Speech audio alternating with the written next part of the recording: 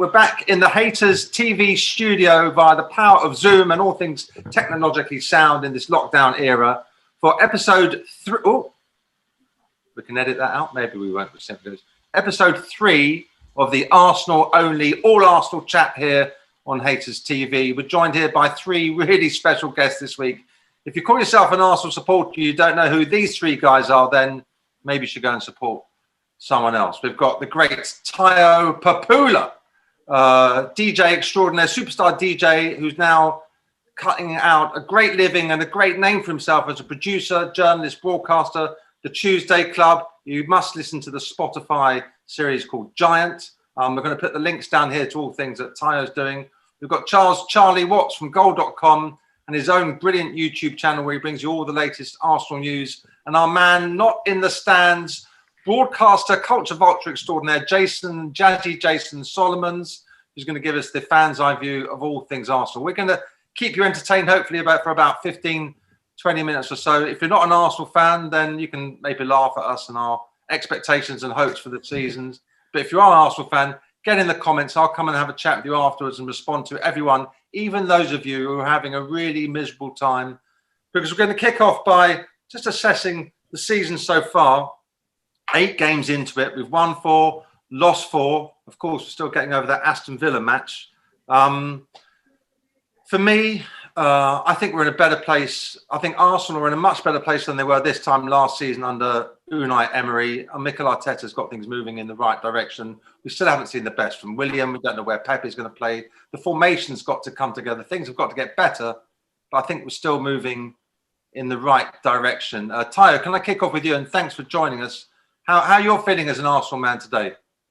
As an Arsenal man, I'm feeling a little bit underwhelmed, actually, I'll be honest. I mean, it's been really tricky because of we all know about the fact that we haven't been able to get in the stadium and everything like that. But I guess I started off with a bit more optimism than I ended it than so far in terms of going into international break with that kind of ringing defeat in our ears kind of has coloured the way that I thought about the season so far. So there's been an improvement. You're right. We're certainly better than we were last year. But I think we've kind of gone into reality set in, really. And there's work to be done. And now you're going back to fans needing to be patient. Like over the last few years, we've either had sort of, there's been lurching anger or enthusiasm or sorrow at the great man on Jason's shirt leaving us. And now we need patience, and that's kind of where fans aren't really great at. And so it kind of leaves me feeling a little bit kind of, a little bit in the left column, a little bit in the right column, just like the fact that we've got 4 wins in that column and 4 defeats in that column. So I'm a little bit underwhelmed at the moment and waiting to see where we go next. Yeah, that Villa defeat was a killer. Really sort of caused us to sort of reset our expectations and how Mikel's improved. Because, the way we ended last season had us all thinking we're going to... I've had mates saying we're going to win the league this year. But I think even the top 4 is going to be a tough test. Charles, you've been keeping across all things in the club during this international break. How are you feeling? Have you got over Villa yet? Not really. It was a real blow, wasn't it? I think it was such a key game in terms of how the start to the season was going to be viewed. I think if Arsenal win that, they go into international break 3 points off the top, having played away at Man City, Man United and Liverpool already, and having played Leicester. I think you look at that, I think it's a good start. But just now they lost it and it's 4 wins, 4 defeats. You're kind of viewing it as an average start. It was such an important game. And I think it's not just a defeat, it was the way they lost as well, absolutely hammered off the pitch and could have been worse, really. It was a dreadful performance. So one thing is that was, I feel like that was a one-off. We haven't seen anything like that under Mikel before. And I think I'd be more worried if we come back after the international break and we see more performances like that. You want to see a decent response. I mean, it's a tough game after the international break up at Leeds. It's not going to be easy, that. But you just want to see some sort of response and just to make you feel like that was a one-off. It just happened. It was a bad night. Everyone was off it. Villa were bang on it from the start. And they were very good, Villa. So yeah, it was a bit of a blow. It certainly sent everyone into the national break into a little bit of a downer. I think if they'd have won that comfortably 2-0, everyone would have been pretty happy with how the season started. But now the questions are being asked again, and maybe we had too much expectations. Maybe the FA Cup win has got everyone thinking a little bit above their station in terms of where Arsenal are, and this was a bit of a reality check that people needed. But you got to remember Arsenal finished 8th last season and were pretty dreadful, 40 points off the top. So any talk of the title or even the top 4, maybe that's a little bit unrealistic. But yeah, it was a worrying defeat. You can't just gloss over it. It was a performance, a defeat, everything about it was they were so off it that night, and you want to see a decent response when we head up to Leeds on Sunday.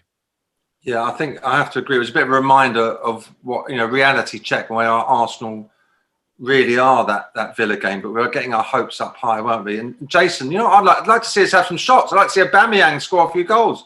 How are we going to solve this goal scoring problem? Yeah, we're all shocked. I was a bit shocked at how shocked Mikel was. That's what worries me. He seemed to be going, oh, blimey, I didn't know we had that in us anymore. And that shocked me because we were off it from the start, as Charles says. But you still had half time to kind of regroup and put a rocket up them. He could have hooked Willian, who was obviously having a stinker. And I didn't really see any reaction at half time. So it made me think that maybe Mikel thought if we just carry on doing what we're doing, it's going to come good. And that's what we've been doing. And suddenly we've got really boring Arsenal again, but not in the good way. It's been a slog watching us the last few games. Even the Man United game, I know we won it, and that's the main thing. But we didn't really have a shot apart from the penalty. And I didn't know where we were going to get a goal from. So much as I loved it, the Leicester game was painful. The Man U game was painful because we could have blown it, and it was just painful watching it. The Villa game was like awful. I'd rather gone to the dentist, to be honest. And even before that, it's been a bit of a slog trying to get a goal. It takes us ages to get a shot away. It feels like it's been a lot of effort to get a pass out. It's got to go from Leno and over to Tierney and then up the back and then over there. And it's all a bit like, blimey, it's 30 moves we've got to watch for having a shot. So that's why I sort of was wearing this, because I think we need to get a little bit of that Arsene freedom. When he came and we were pinging it about, and suddenly, he gave, what did Merce say? He gave us unbelievable belief. And I think that some of those players seem to have forgotten that. They don't quite believe in themselves or in something. It seems to have slightly gone out of them. And Auba in particular, he looks like dejected. He looks sad out there. He doesn't look like he's got any mates. No one seems to be passing to him, and he tries to get in the game. It's a bit forlorn, to be honest with you. And you want to get. This is the time that I think you want to get in the stadium. I do think that maybe that defeat wouldn't have happened if there was sort of 60,000 Gooners standing there. That move for their first goal, where they just sort of pinged it about Barkley and Grealish, and then Target.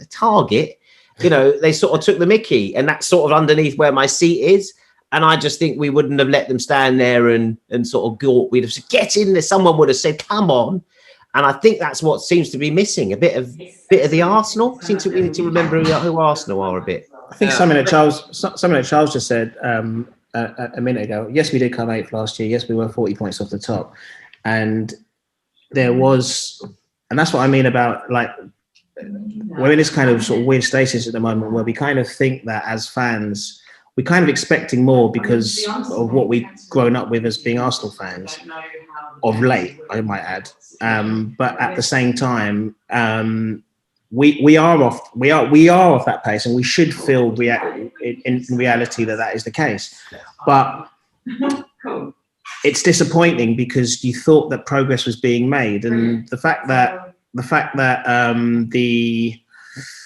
do you remember the unbeaten run under Emery last year, kind of thing, which just always wound me up, because we were just one small puff of the whole house of cards falling down, just to realise how terrible that it was and we were being at the time. And it's the same now. We crept, we lost to Man City narrowly, but played well. We all kept on finding these positives all the time. But the point is that we lost to Leicester, but Villa was in the post, is what I'm saying. Villa was in the post, and you hope, it's almost like those terrible defeats under Arsene Wenger. You always hope that something will spring from this, but really, and I obviously I hope, starting with Leeds, that happens. But we still don't have the personnel, and we haven't quite got the style right either. So that was totally in the post, but there's no real reason. There's no silver bullet really for that. We just spent 50 million quid on. We just spent 50 million quid, if not more, on someone. Last time we were on this show, we were saying Tomas Partey's going to get us in the Champions League, but the poor bloke looks like he's on his own in there, Charles. It doesn't help that he went off at half time against Villa. He was the best player on the pitch, even though he was playing injured for the first 45 minutes. And they went to pieces after he went off, didn't they? Hopefully, from what I've heard from some people fairly close to him, that he's pretty hopeful he might be involved on Sunday. He might make it into the squad. Did he go to Ghana, Charles? He hasn't been away. He's been working. He's been trying to get fit. They've been trying to get him up to speed, which they're going to need now because they're not going to have El Neni for a while after what happened last night. So yeah, they're certainly going to need Tomas Partey, and he does make a big difference. But it doesn't help at the moment. They're effectively playing with 9 men. They're starting with one forward on the pitch, and he's playing on the left wing. The central striker's playing dreadfully. Willian, it's incredibly hard to justify him being in the team at the moment. He was so bad against Villa. And I wrote a piece this week actually saying it's still too early to completely slag Willian off, and he needs to be given time. Although he's come from a London club, you still have to settle into a new way of thinking, a new manager, a new teammates, everything like that. And I still think Willian's a decent player, but it's really hard to justify him being on the pitch at the moment and starting ahead of Pepe. And as frustrating as Pepe can be, at least he gives you goals. And when you're a team like Arsenal who struggle to create chances, you've got to get as many goal scoring players on the pitch as possible. And Pepe scores goals, he sets goals up. You can justify Auba playing on the left wing when he's scoring like last season, but right now when he's not even getting shots, I mean, he's had 10 all season. Harry Kane's had 38. It's remarkable. You've got to, if you're playing Laka there, Laka's got to be scoring, but he's not. He's missing big chances. He's not holding the ball up. I mean, against Villa, I think he passed the ball 9 times. He had 15 touches in 65 minutes. He missed the big chance that he had. He missed a big chance against Leicester as well, which, scored that Arsenal go 1-0 up deservedly at the time, and it would have been a different game. And I think it's so hard to justify Auba not playing in a central role at the moment. And like I said, not playing Pepe. So I'm expecting changes. I don't think you can have a performance like against Villa and then go like for like against Leeds. I think he has to change it. He has to do something, whether it be formation, whether it be personnel. I think a defeat like that and a performance like that has to come. There has to be changes. Something has to happen. You can't just throw the same players on the pitch again and expect something different. So, does he have to reassert his authority though, do you think, Charles? Like the non-negotiables have got to be proven to be absolutely non-negotiable. I think so, because he's kind of going against that at the moment with his team selections, I think. And I think he has to do something to show that performance was not acceptable against Villa, and he has to change things up. I'm really surprised he's still going with the 3-4-3. I thought when Partey arrived, that would be it. I think we'd see the transition to a flat back four pretty quickly, and getting an extra man in midfield or even an extra man in attack. They haven't scored since the Sheffield United game. Arsenal haven't scored in open play in the league. It's mental. It's over 6 hours of football without open play. And those 2 goals against Sheffield United, which were very good goals, came when he made the changes in the second half and he went 4-2-3-1 and he had all... Oh, is that me? Well, I don't know. We've lost Charles there. He's got so excited about the 4-3-3 formations. Ty, I just want to ask you, pick up on Jason's point about no fans in the stands. Where you sit is pretty much just behind the awaiting dugout, isn't it? I mean, what are you missing there? And do you think you could have made a difference in the Villa match if you'd gotten Dean Smith here? Yeah, well, we've had mixed results. I think famously we all had to go at Phil Brown one time, which those days that I missed. Yeah, look, fans in the ground. I think we used to talk about on the Tuesday Club, we used to talk about the arc of frustration, which we're seeing again now, where the ball goes that way and that way again. I don't know if I certainly agree with Jason that I don't think Ross Barkley would have been able to, step on the ball, look at, that moment when time stood still, I don't think that happens with fans in the ground, because you could just imagine, and I can see the guys around me absolutely going, "Pews." Oh, I can't swear on here, but you know what they would have been saying. And I think that energy I don't think the team would have played that way with fans in the stadium. But equally, just for a bit of balance, there's been some patience in Mikel Arteta's way of playing that equally wouldn't be possible with fans in the stadium. So there's been a positive effect of that as well. Just keep doing it without having, does El Neni blossom without the. I always thought that he passed sideways and backwards a lot out of fear. Right now, okay, he's an experienced international, but there are some other younger players in the team who might not have been as brave with us in the stadium. But look, I think when I started, my first answer was starting off feeling a bit underwhelmed. And one of the reasons why I'm still feeling underwhelmed is still trying to care enough about football, which I can't be part of or can't enjoy and can't go with my mates and can't adjust to. So I'm kind of struggling with that really. But I do. When you see someone like Lacazette who's struggling so badly at the moment, and not to say that Arsenal's crowd is a very positive one, but you do hope that sometimes there'll be some encouragement for that very British way of clapping somebody chasing down a corner or winning a free kick high up the pitch. That kind of difference to a player's confidence is the kind of things that fans make, and then there's incremental progress throughout the team. So football's missing fans, and fans are definitely missing the football. Yeah, I think you're absolutely right. I mean, Laka certainly needs an arm around him. You can picture it in your mind's eye, the crowd chanting for Alex Lacazette just to give him a bit of a boost. You can maybe get a goal, and he scored a few at the beginning of the season, didn't he? I'm just going to quickly finish off with a quick one from all of you. Hopes for the rest of the season, and with the January window not that far away, who would be a dream signing just to make the whole team click again? Kick off with you, Jay. Who scores goals from the midfield? That's whoever it is. Because Arsene, when he came in, I don't want to hark back to Arsene, but when he came in and he brought Vieira and Petit, I feel like we've got our Vieira with Partey, but he brought the two of them, and a bit like Ancelotti's done at Everton. It's like, right, none of this midfield works. I'm getting three new ones, and sort of has been a bit transformative. We seem to have got one new guy, and we're still like, oh well, Nene could work, El Ceballos, or Xhaka. None of them. They don't shoot. They don't score. They don't really provide any solidity. I don't really know what any of them do. All three of them, and that's a lot of people to not be sure about. And I've been looking at them for 3 or 4 years now, thinking they're not good enough for the Arsenal to control the game, to win the game. And, they certainly didn't have any control against Villa at all, wide or in the middle. So someone who can get some forward motion and get some shots from midfield. I don't know if it's Willock. He seems too young to me, but if there's someone available, and I don't mean spending a fortune, just like, where Ollie Watkins come from. Are there goals from, is there someone in the lower divisions who can get some forward motion and can score some goals from midfield? Because I think we need to help out that front line with a goal from midfield. So whoever that is, that's who I want. Right. Okay. Well, we've got a press conference with Mikel Arteta on Friday, so we'll put that suggestion. Oh, and a new jacket for him. I want him to settle on a jacket. Because this chopping and changing, I preferred Arsene struggling with the one duvet. Mikel, every week, I don't know what jacket he's going to turn up in. I don't know how we're supposed to get a settled team if he can't settle on a jacket, Nick. I'll tell you, well, I think that's an excellent point that only you could have come up with. I must admit, watching that Villa game, I was very jealous of it. Apart from Grealish, 2 players in particular they had. One was Emi Martinez in goal, who I'd have back in a heartbeat. And Ross Barkley was very good too. But Ollie Watkins, what a player. He's an Arsenal fan as well, isn't he, Charles? You still with us, Charles?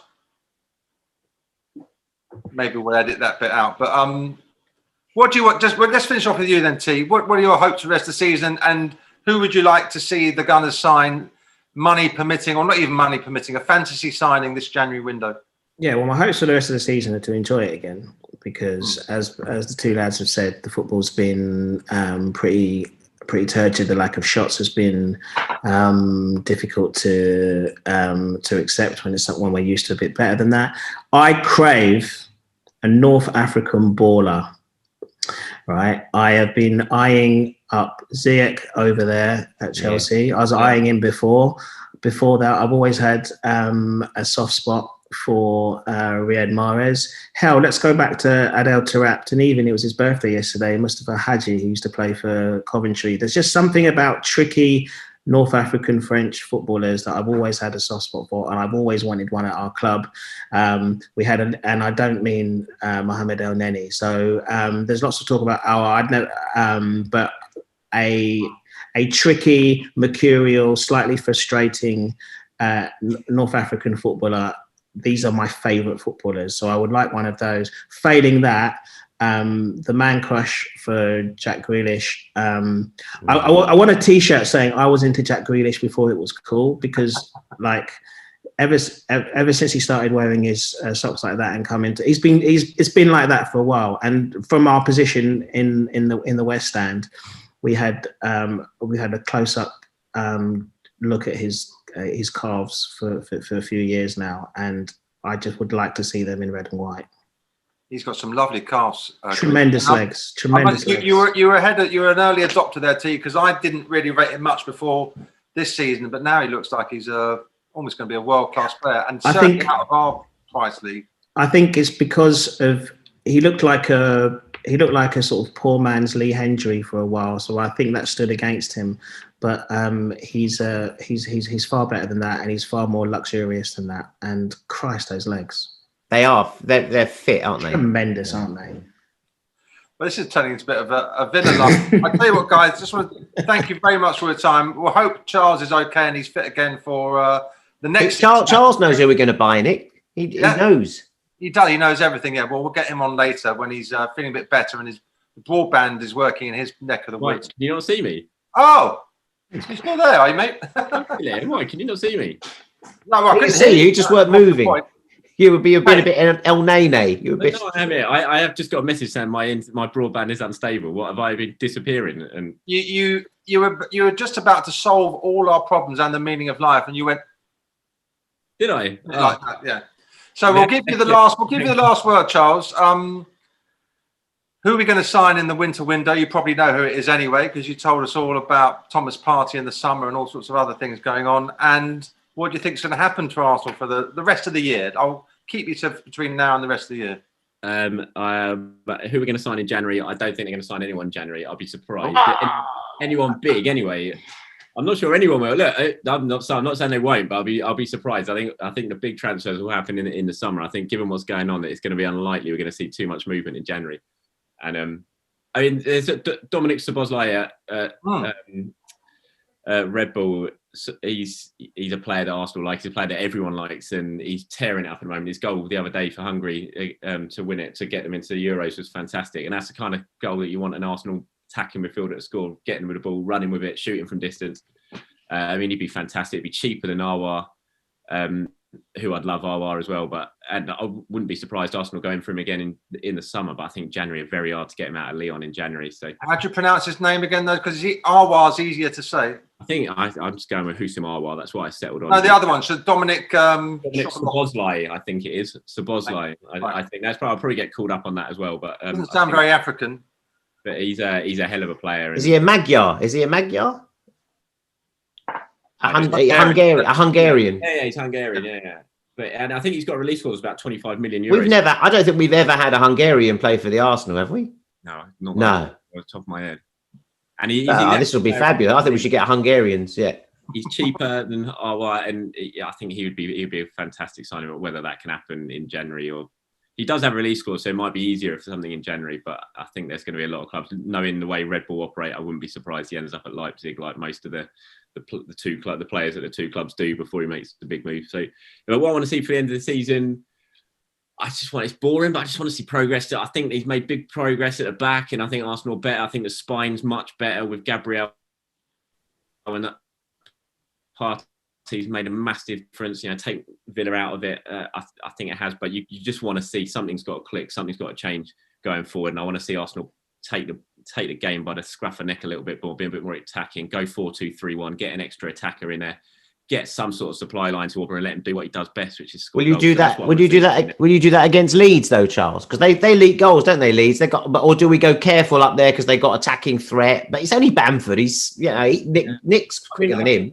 I think we know what we're going to expect against Leeds. I think Arsenal are going to have backs to the walls for 45 minutes, and you kind of want to hold on at Ellen Road. And if you stay in the game against Leeds, you give yourself a decent chance because they do concede goals. And I think we remember the FA Cup game against them at the Emirates when they hammered us for 45 minutes, and then you sort of stayed in the game. Luckily, Bamford missed a couple of chances. Then second half, Arsenal were very good and won it. And I think it'd be similar. That would be the sort of mindset when you're up there. But they've just got to get Auba in the box more. They've got to hit 10 shots all season. That's remarkable. They've got to let him get some opportunities to score goals and then do what he does best. So I think he probably will I mean, you think Arteta is going to err on the side of caution a little bit, but I do want to see some changes. I don't. If I see the lineup with Lacazette and Willian there again, I'm kind of thinking there's no justification in it. As much as I like those, but I'm a big Lacazette fan. I don't want to slag him off or anything like that. But you can't.